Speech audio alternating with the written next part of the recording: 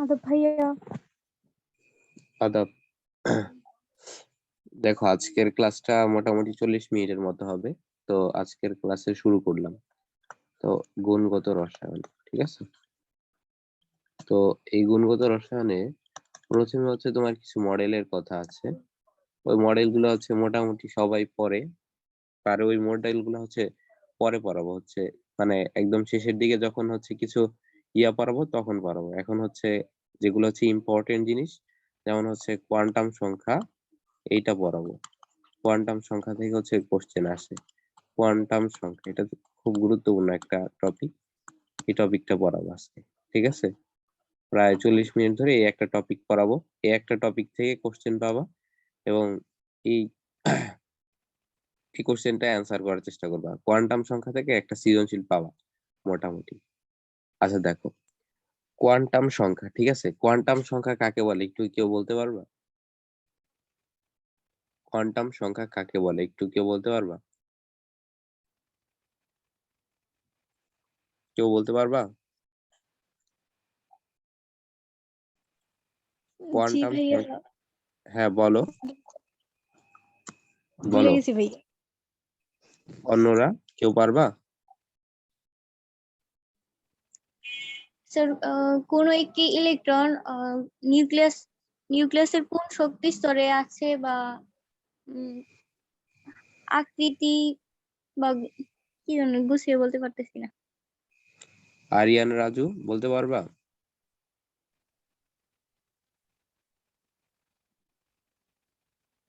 আচ্ছা দেখো, যে সকল সংখ্যা দ্বারা যে সকল সংখ্যা দ্বারা ইলেকট্রনের আকার, আকৃতি এবং ত্রিমাত্রিক বিন্যাস। ইলেকট্রন যেখানে অবস্থিত, ঠিক আছে। তো একটা পরমাণুর আকার, আকৃতি এবং ত্রিমাত্রিক দিক বিন্যাস সম্পর্কে জানা যায়। কি কি সম্পর্কে জানা যায়? আকার সম্পর্কে জানা যায়, আকৃতি সম্পর্কে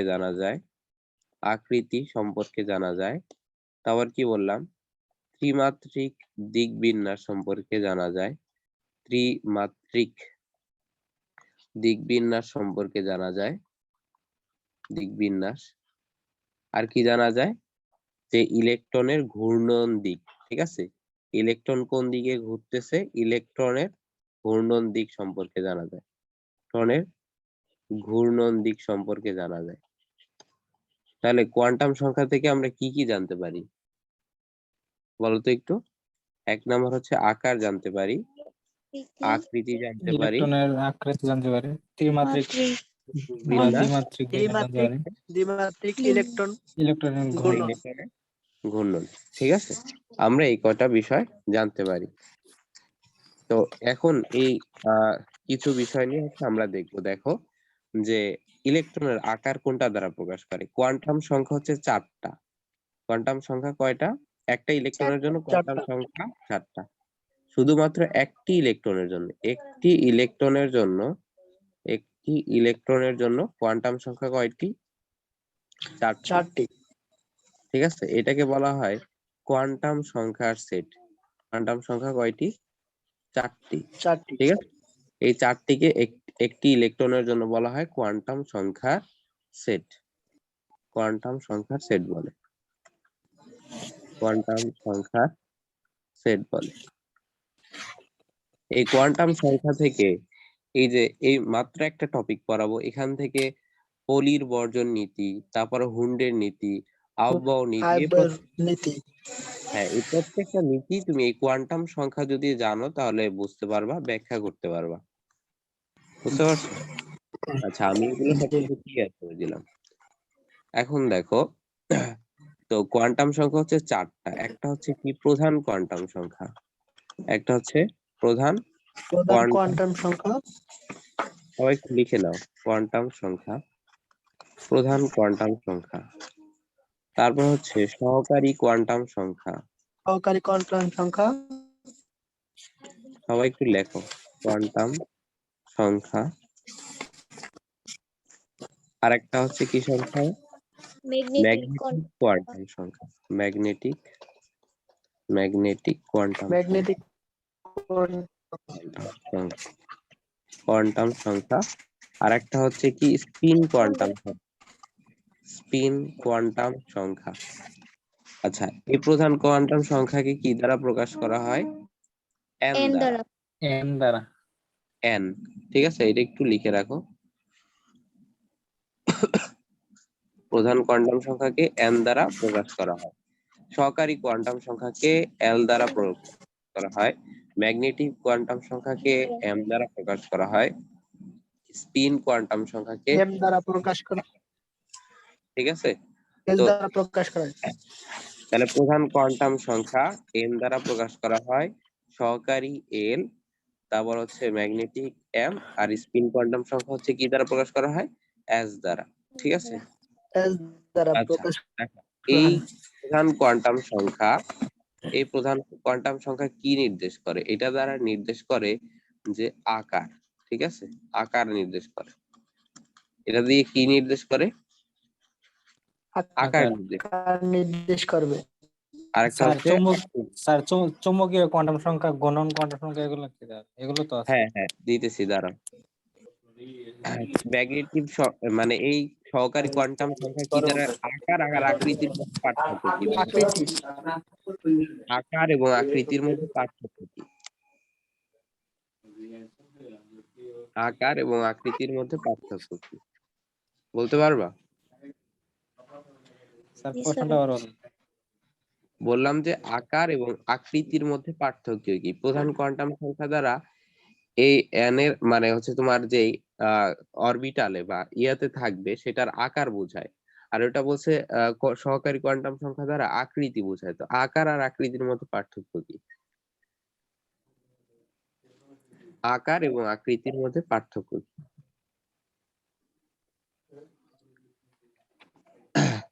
আচ্ছা দেখো, এই দুইটা জিনিসের মধ্যে পার্থক্য আছে, আমি যখন পড়াবো আরো ইয়াতে তখন বুঝতে পারবা। ম্যাগনেটিক কোয়ান্টাম সংখ্যা এটা দ্বারা বোঝায় ত্রিমাত্রিক দিকবিন্যাস। কি বোঝায়? ত্রিমাত্রিক দিকবিন্যাস বোঝায়, দিকবিন্যাস। আর স্পিন কোয়ান্টাম সংখ্যা দ্বারা কি বোঝায়? ঘূর্ণন দিক বোঝায়, ঘূর্ণন দিক বোঝায়। এই কয়টা কথা লিখে না, সবাই একটু এই কথাগুলো লিখে নাও। লিখা হয়েছে সবার? না ভাইয়া, একটু আর এই সহকারী কোয়ান্টাম সংখ্যাটা আবিষ্কার করেন বিজ্ঞানী সমারফিল্ড, এটা মনে রেখো, বিজ্ঞানী সমার। কত সালে স্যার? এইটা মনে বিজ্ঞানী রেখো। হ্যাঁ, এইটা একটু মনে রাখিও। আজকে শুধু একটা কোয়ান্টাম সংখ্যাটাই বুঝাবো। একদম 4টা কোয়ান্টাম সংখ্যা আছে, মানে এন এর মান 1 2 3 4 দিয়ে বুঝাবো, বুঝাতে চেষ্টা করবো।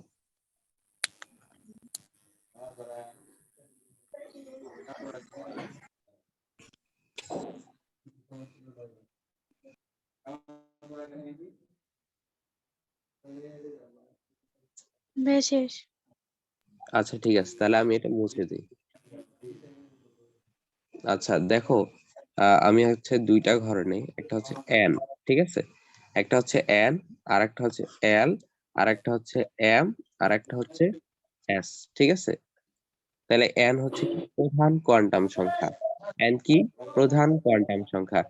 এন এর মান যখন 1 হবে তখন এল এর মান হবে, এল সমান সমান হচ্ছে তোমার এন মাইনাস 1। এল সমান সমান কি? এন মাইনাস 1, ঠিক আছে। তাহলে এন এর মান যদি 1 হয় তাহলে এল এর মান কত? এন মাইনাস 1, তাহলে 1 মাইনাস 1 0, ঠিক আছে। এইটা আগে দেখ, এম এর মান কি হবে?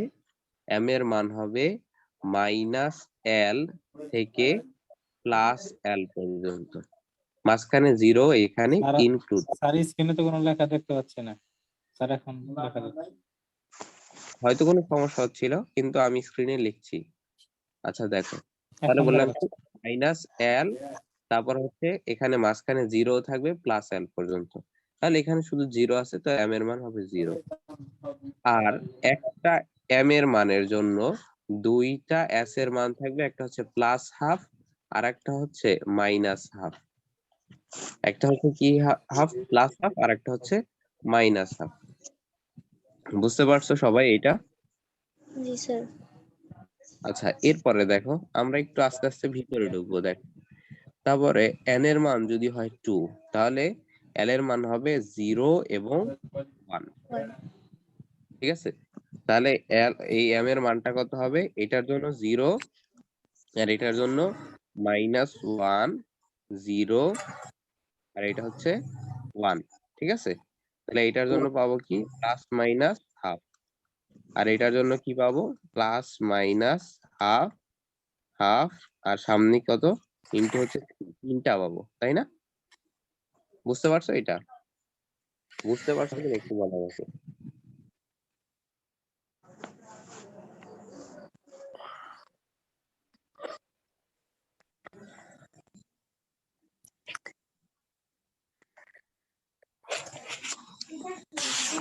সবাই বুঝতে পারছো? স্যার এসাইনমেন্টটা আবার একটু বলুন।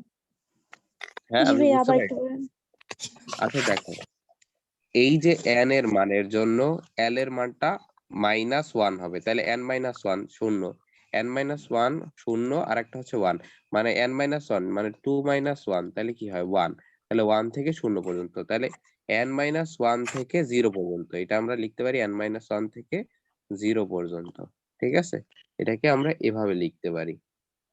আমি একটু মার্ক করে দিই, দাঁড়াও, এটা খালি নিয়ে এভাবে লিখতে পারি। এই যে এইটাকে আমরা লিখতে পারি কি n-1 থেকে 0 পর্যন্ত। বুঝতে পারছো?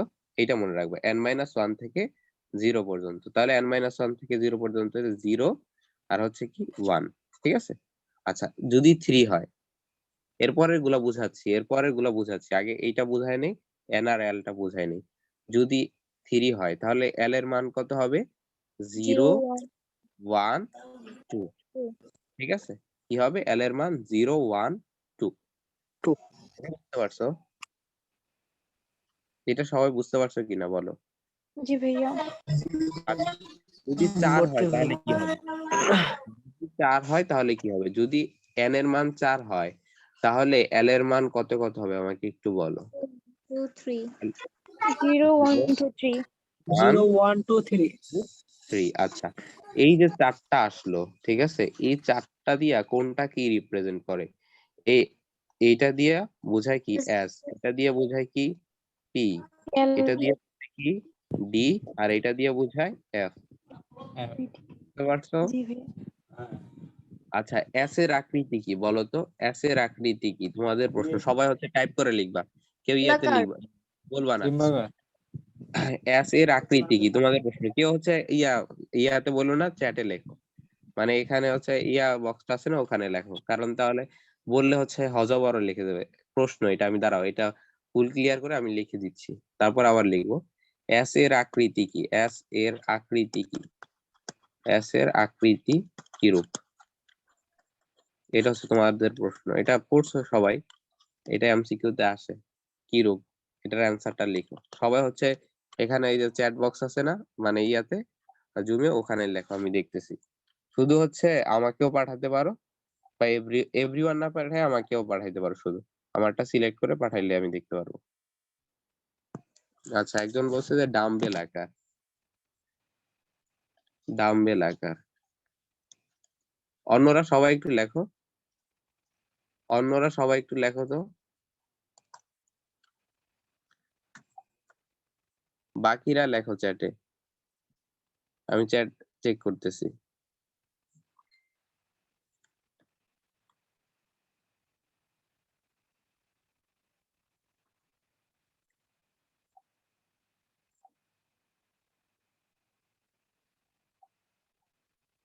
আচ্ছা, একজন লিখছে গোলাকার, একজন লিখছে গোলাকার।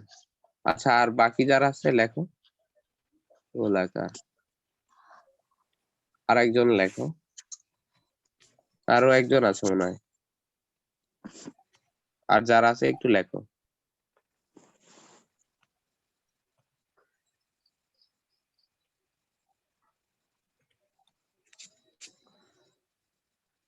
গোলাকার। আর একজনও গোলাকার লিখছে, এটা 2 জন লিখছে, 3 জন লিখছে। আচ্ছা 4 জন গোলাকার লিখছে, 4 জনই লিখছে পরে। আচ্ছা এই যে যে কয়জন অ্যান্সার দিছো সবার অ্যান্সারটা হচ্ছে রং, সবার অ্যান্সারটা হচ্ছে রং। কেন রং? এই অ্যান্সারটা হচ্ছে রং। এটার অ্যান্সার হবে কি, এস এর আকৃতি কি হতে পারে? এস এর আকৃতি হচ্ছে গোলক আকার, গোলক আকার, গোলক আকার। বুঝতে পারছো? এস এর আকৃতি কি? গোলক আকার। বুঝতে পারছো? গোলক আকার। হ্যাঁ, এস এর আকৃতি কি? গোলক আকার, গোলাকার না। এস এর আকৃতি কি? গোলক আকার। ঠিক আছে? এস এর আকৃতি কি সবাই একটু মনে রাখবে, এস এর আকৃতি কি? গোলক আকার। গোলক আকার। আচ্ছা এরপরে পি এর আকৃতি কি? পি এর আকৃতি ডাম্বেল আকার। ডাম্বেল আকার। আর ডি এর আকৃতি ডাবল ডাম্বেল, ডাবল ডাম্বেল আকার, ডাবল ডাম্বেল আকার, ডাম্বেল আকার। এই কার্ডটা থেকে সাউন্ড আসছে, অফ করে রাখো, রেকর্ড হচ্ছে।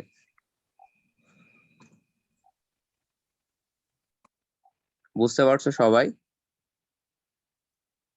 আচ্ছা গোলক আকার এবং গোলাকারের মধ্যে পার্থক্য কি? গোলাকার হচ্ছে 2D, গোলাকারটা কি 2D, আর গোলক আকৃতি হচ্ছে কি 3D। এটাই পার্থক্য। বুঝতে পারছো? গোলাকারটা হচ্ছে 2D, আর এই মানে এই যে তুমি এই যেমন ধরো এই বৃত্ত হচ্ছে গোলাকার, বৃত্তটা হচ্ছে গোলাকার, আর গোলকটা হচ্ছে গোলকাকার। স্যার বৃত্তটা হচ্ছে, গোলাকার দিছে, লেখলো হ্যাঁ গোলাকার। বুঝতে স্যার পারিনি। স্যার কোন বইয়ে গোলাকার দিছে স্যার। কিন্তু এটা হবে গোলক আকার, কারণটা কি আমি একটু দেখাই। এইটা হচ্ছে কিছু কনফিউশন থাকবে, এটা দেখাচ্ছি। দেখো দেখো এইটা কিভাবে ঘুরে, ঠিক আছে? দেখো এস হচ্ছে মানে আকৃতি নির্দেশ করে, কি আকৃতিতে এটা ঘুরতেছে, ঠিক আছে? মানে এটা হচ্ছে উপশক্তি স্তর। এটা কি উপশক্তি স্তর। এটা কি উপশক্তি স্তর। এই যে আমরা যে এই এলটা পড়তেছি, স্যার এলটা লেখা কি দেখতে আসলে, পাচ্ছি না কেন? বুঝতে পারি নাই। স্যার স্ক্রিনে নেট লেখা সমস্যা ছিল আছে স্যার। ভাইয়ের এল। লেখা দেখা যাচ্ছে, আপনার নেটে প্রবলেম হতে পারে। দেখো এল আচ্ছা দ্বারা ভাই কি আপনি কন্টিনিউ। এল দ্বারা কি বোঝায়, মানে এই এল দ্বারা কি বোঝায়? এল দ্বারা আমরা উপশক্তি। পড়েছি যে সহকারী কোয়ান্টাম সংখ্যা, ঠিক আছে? আর এটাকে বলা হয় উপশক্তি স্তর, উপশক্তি স্তর, উপশক্তি স্তর। আচ্ছা আমরা কি এটা এস কে কি বলতো? এস কি অরবিটাল না অরবিট? বলতো এস কি অরবিটাল না অরবিট? অরবিট। এস কি অরবিটাল না অরবিট? আচ্ছা অরবিটাল আর অরবিটের মধ্যে পার্থক্য কি? আমি কোয়ান্টাম সংখ্যা পড়াবো, শেষ করব। এখানে অরবিটাল কিছু অরবিট স্যার কি আর নিউক্লিয়াসের অরবিটাল কি? স্যার অরবিট আর অরবিটাল কি বলো? স্যার অরবিটাল হচ্ছে নিউক্লিয়াসের যে স্থানে ইলেকট্রন পাওয়ার সম্ভাবনা বেশি বা ইলেকট্রন মেঘের ঘনত্ব বেশি, ওটা হচ্ছে অরবিটাল। আর অরবিট আর হচ্ছে কক্ষ। তোমার কথা বুঝি নাই। স্যার অরবিটাল বলছি, ওটা শুনছেন? আচ্ছা এটা হচ্ছে আমরা যে ক্লাসটা নিচ্ছি এটা হচ্ছে আমাদের একটা পেইড ব্যাচের ক্লাস, বুঝতে পারছো? এটা পাবলিক করতেছো কেন?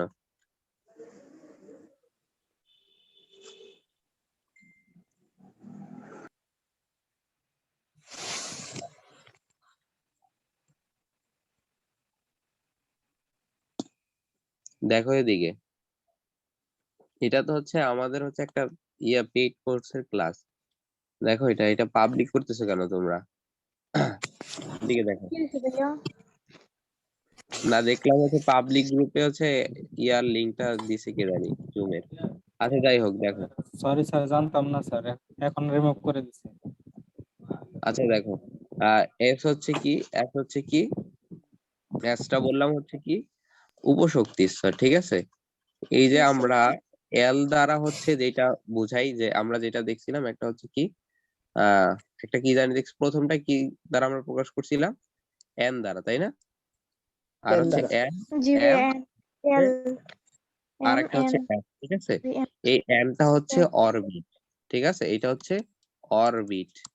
কিছু কনফিউশন বিষয়গুলো আগে ক্লিয়ার করে নেই, তারপর ওই সংখ্যাগুলো বুঝাই দিব। ঠিক আছে, এই এনটা হচ্ছে অরবিট, এই এলটা হচ্ছে কি উপশক্তি স্তর, উপশক্তি স্তর। উপশক্তি স্তর। আর এই এমটা হচ্ছে অরবিটাল, এই এমটা কি অরবিটাল, অরবিটাল। ঠিক আছে, এই এমটা কি অরবিটাল। এই এসটা কি, এই এসটা হচ্ছে ঘূর্ণন দিক, ঘূর্ণন ঘূর্ণন দিক। দিক। এই কথাগুলো মনে রাখবা। এই এলটাকে আমরা অনেক সময় বলি অরবিটাল, এই এলটাকে আমরা অনেক সময় বলি অরবিটাল, কিন্তু এটা ভুল, এটা হচ্ছে ভুল। ঠিক আছে, এই এল অরবিটাল না,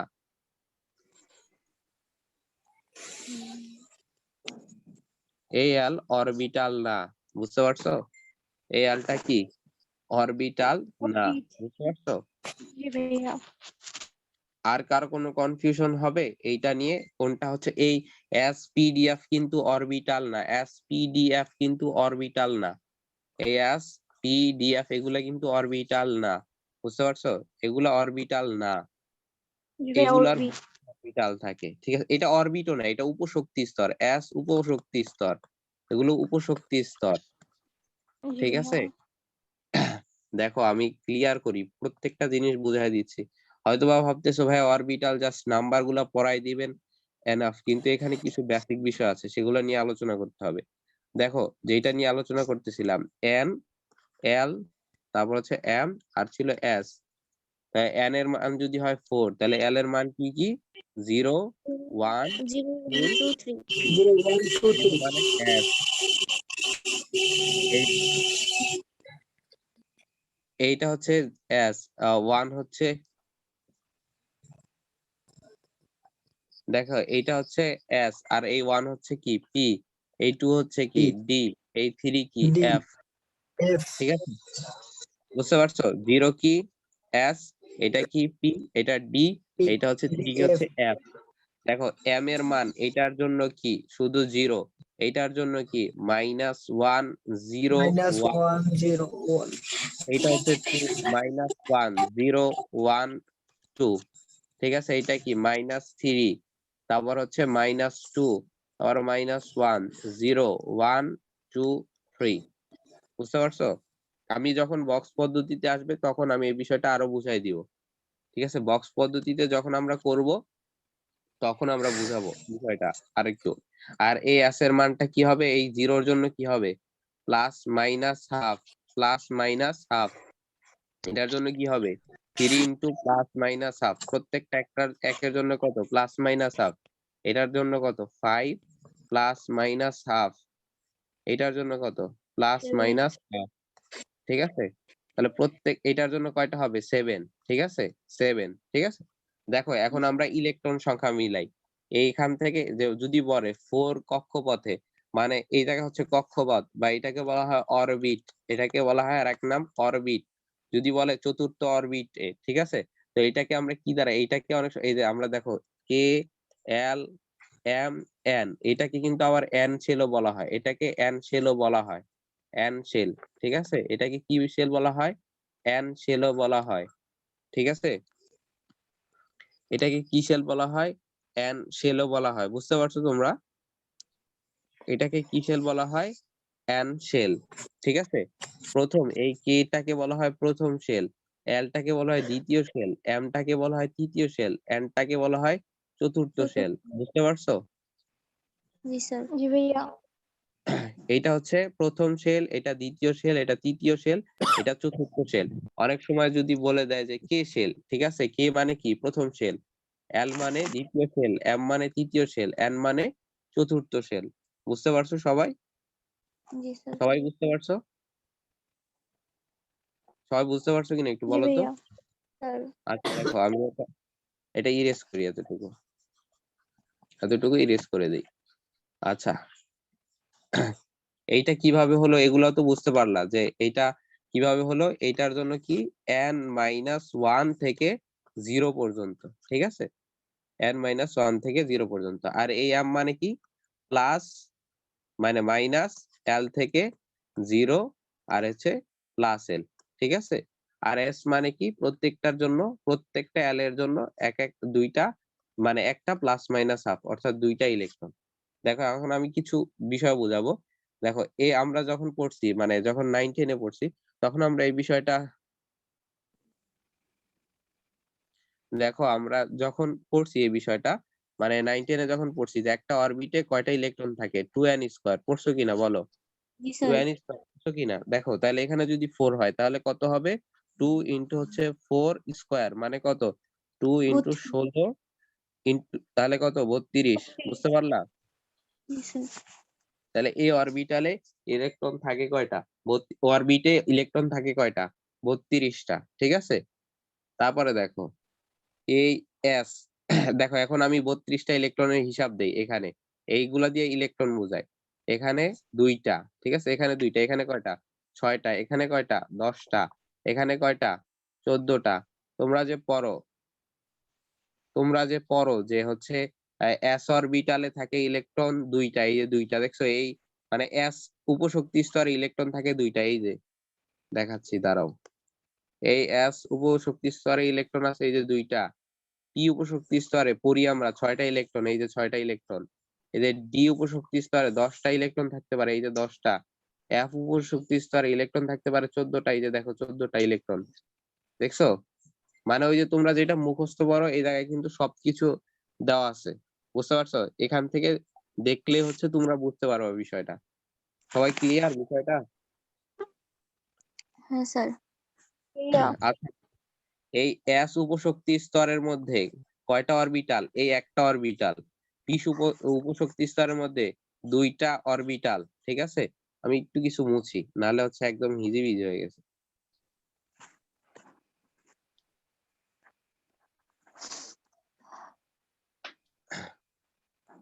দেখো এখান থেকে আরো কিছু বিষয় দেখবো। দেখো এখানের মধ্যে এই যে এটা হচ্ছে কি বললাম, এটা হচ্ছে একটা অরবিটাল। একটা অরবিটালের মধ্যে 2টা ইলেকট্রন থাকে। একটা অরবিটালের মধ্যে কয়টা ইলেকট্রন থাকতে পারে সর্বোচ্চ? 2টা ইলেকট্রন থাকতে পারে। একটি অরবিটালে সর্বোচ্চ কয়টি ইলেকট্রন থাকে? 2টি, দুইটি ঠিক আছে? ইলেকট্রন থাকবে। এর বেশি থাকতে পারবে না, বুঝতে পারছো? জি স্যার। এইখানে দেখো এইটা হচ্ছে একটা অরবিটাল, এইটা একটা অরবিটাল, একটা অরবিটাল। তাহলে আমি কি বলতে পারি? পি এর মধ্যে কয়টা অরবিটাল আছে? 3টা অরবিটাল আছে, কিন্তু ইলেকট্রন আছে কয়টা? 6টা, বুঝতে পারছো? 6টা। এস এর মধ্যে অরবিটাল কয়টা? একটা। ডি এর মধ্যে অরবিটাল কয়টা? 5টা। এফ এর মধ্যে অরবিটাল 5টি। কয়টা? 7টা, ঠিক আছে? 7টা। এফ এ অরবিটাল কয়টা? 7টা। ডি এর মধ্যে অরবিটাল কয়টা? 5টা, ঠিক আছে? আচ্ছা, এটা মোটামুটি সবাই বুঝতে পারছো? সবাই বুঝতে পারছো? জি স্যার। আচ্ছা, আমি তাহলে সব ইরেজ করে দেই, তোমাদেরকে লিখতে দেই। n = যদি 4 হয় তাহলে এর জন্য কোয়ান্টাম সংখ্যাগুলো লেখো। সবাই একটু লেখো, লিখে আমাকে মেসেঞ্জারে পাঠাও।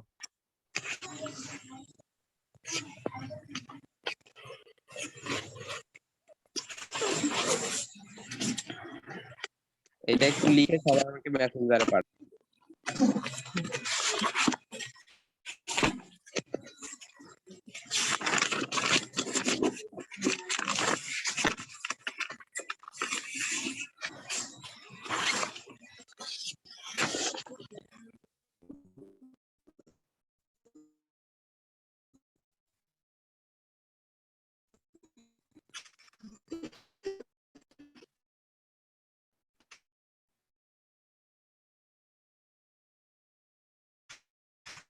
তিন মিনিটের মধ্যে সবাই লিখে আমাকে পাঠাও মেসেঞ্জারে, আমি দেখবো।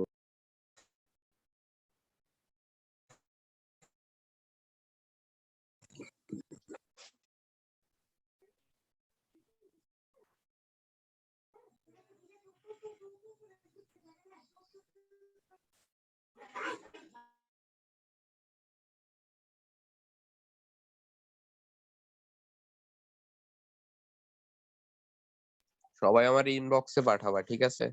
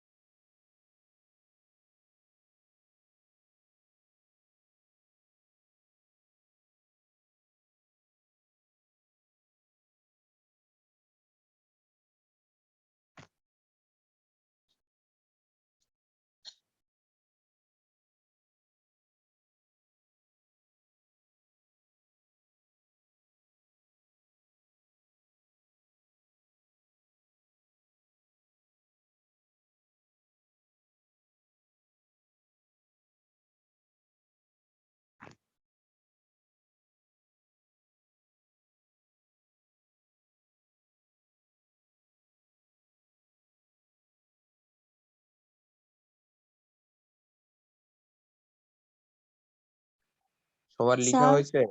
হ্যাঁ বলো। স্যার ইমেল আচ্ছা লিখতে দিলে কিছু ছবি উঠে পাঠাইতে পারলে ভালো হতো।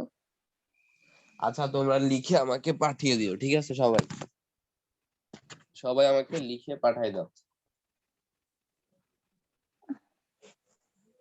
কত দিলে লাগবে?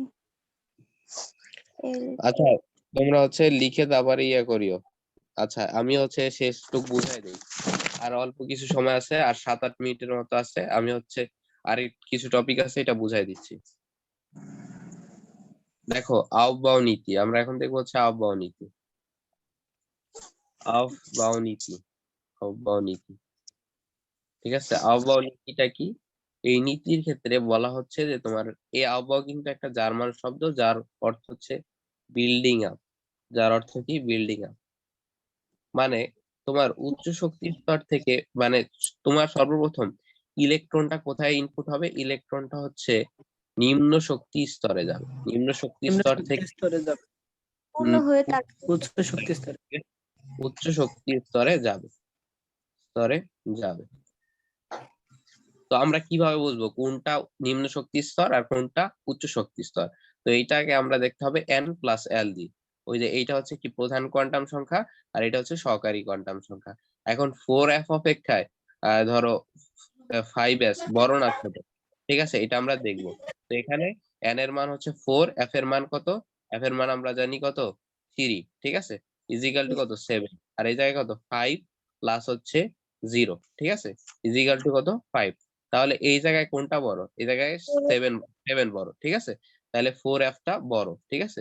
4f টা 5s এর তুলনায় কি বড়, ঠিক আছে? তাহলে আগে 5s এ ইলেকট্রনটা প্রবেশ করবে। বুঝতে পারলাম? জি স্যার।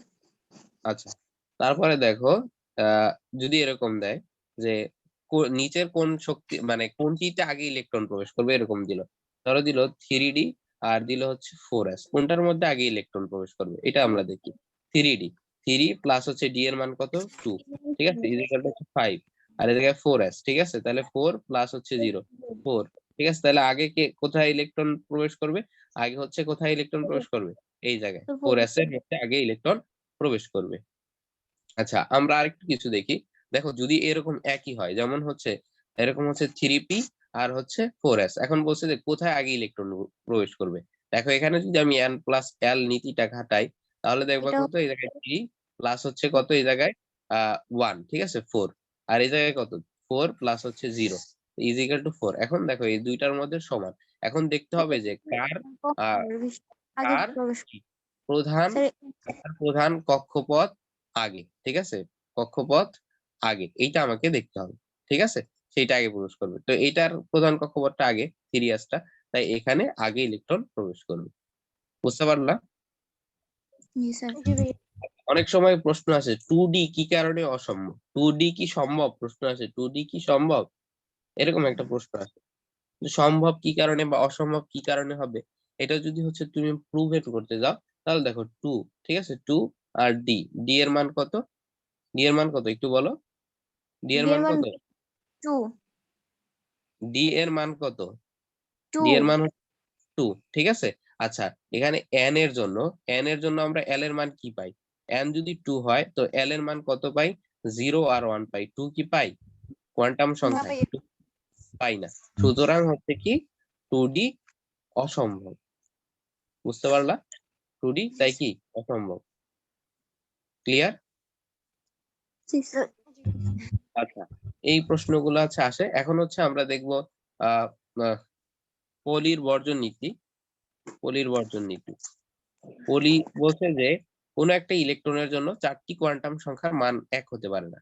কোনো একটি ইলেকট্রনের জন্য, কোনো দুইটি ইলেকট্রনের জন্য